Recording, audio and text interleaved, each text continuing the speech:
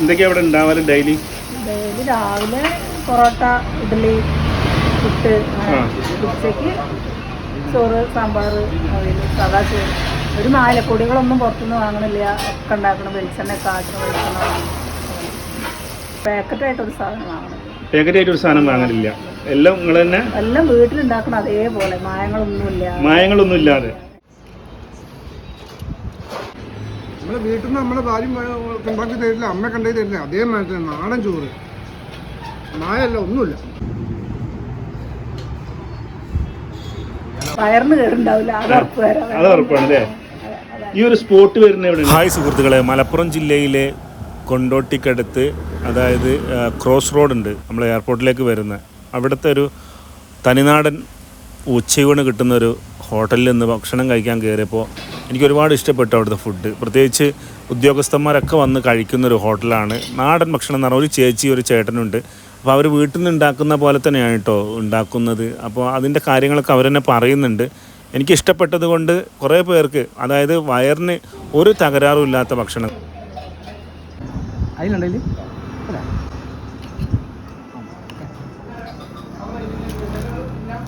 ഇത് ആർക്കെങ്കിലുമൊക്കെ ഗുണം ചെയ്യുകയാണെങ്കിൽ ചെയ്തോട്ടെ എന്ന് വിചാരിച്ചിട്ടുണ്ട്. അതോടൊപ്പം തന്നെ അവിടെ ഭക്ഷണം കഴിക്കാൻ വന്ന ഒരുപാട് ആളുകളുണ്ട്. അവരൊക്കെ അഭിപ്രായങ്ങൾ ഭക്ഷണം കഴിച്ച ശേഷം അവർ പറയുന്നത്. ഇവിടെ എത്ര ഹോട്ടൽ തുടങ്ങിയിട്ട്?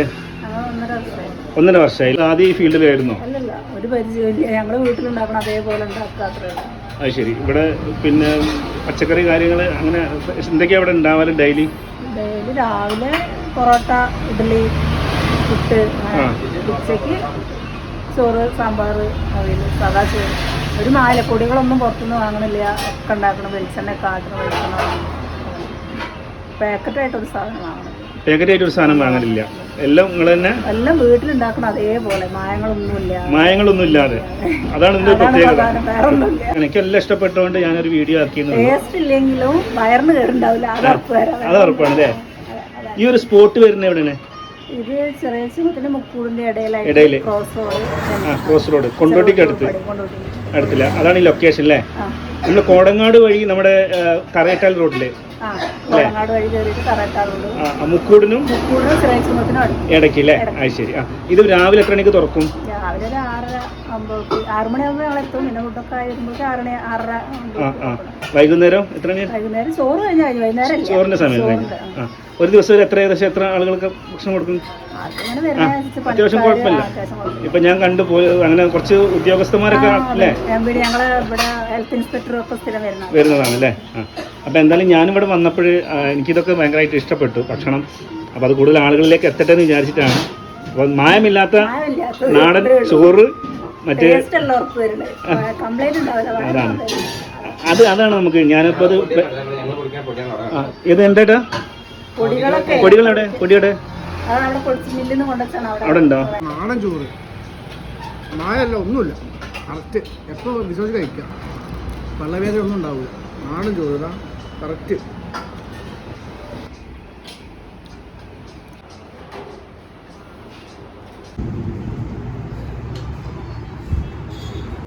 നല്ല നല്ല പൊരിച്ച അയിലുണ്ട് കേട്ടോ. നിങ്ങൾ തമിഴ്നാട്? എങ്ങനെയുണ്ട് കേരള ഫുഡ്? എൻ്റെ ചേച്ചി ഫുഡ് എപ്പടി? കുറച്ച് തമിഴാണ് ചോദിച്ചു വെക്കുക. എന്തായാലും കഴിക്കി കേട്ടോ. ഉഷാറാണ്, കഴിക്കലുണ്ട് അല്ലേ? പിന്നെ കലർപ്പില്ലാത്ത ഫുഡാണ് അല്ലേ? തനിനാടൻ ചോറാണ് അല്ലേ? നല്ല ഭക്ഷണം, നല്ല ഭക്ഷണം, നാച്ചുറൽ നല്ല ഭക്ഷണം. നമ്മളെ ഏരിയയിലെ ഏറ്റവും നല്ല നാടൻ ഭക്ഷണം. അപ്പോൾ ഞങ്ങൾ നല്ല പൊരിച്ച മീനും നല്ല മീൻകറിയും സാമ്പാറും മറ്റും ഒരുപാട് ഐറ്റംസ് തോരനുകളെല്ലാം കൂടി ആയിട്ട് ഒരു ഗംഭീരമായിട്ടുള്ള തനി നാടൻ ഉച്ചയൂണ് ഉള്ള കിട്ടുന്ന ഒരു സ്പോട്ട് നിങ്ങളുമായിട്ടൊന്ന് പങ്കുവെച്ചതാണ്. പിന്നെ ഞങ്ങൾ ലൊക്കേഷൻ എല്ലാവർക്കും മനസ്സിലായല്ലോ അല്ലേ? കൊണ്ടോട്ടിക്കടുത്താണ്, ക്രോസ് റോഡിലാണ്. അത് ചേച്ചി കൃത്യമായി പറഞ്ഞു തരുന്നുണ്ട് ഏത് വഴിക്ക് കൂടി വന്നു കഴിഞ്ഞാൽ ഇവിടേക്ക് എത്താന്നുള്ളത്. അപ്പോൾ ഈ വഴി വരുന്നവരൊക്കെ എന്ത് ചെയ്യുക, നേരെ അങ്ങോട്ട് കയറിക്കൊള്ളി, നല്ല ഫുഡ് അടിച്ചിട്ടുണ്ട് പോകാട്ടോ. വയറിന് കേടുണ്ടാവില്ല, അത് ഉറപ്പാണ് അല്ലേ?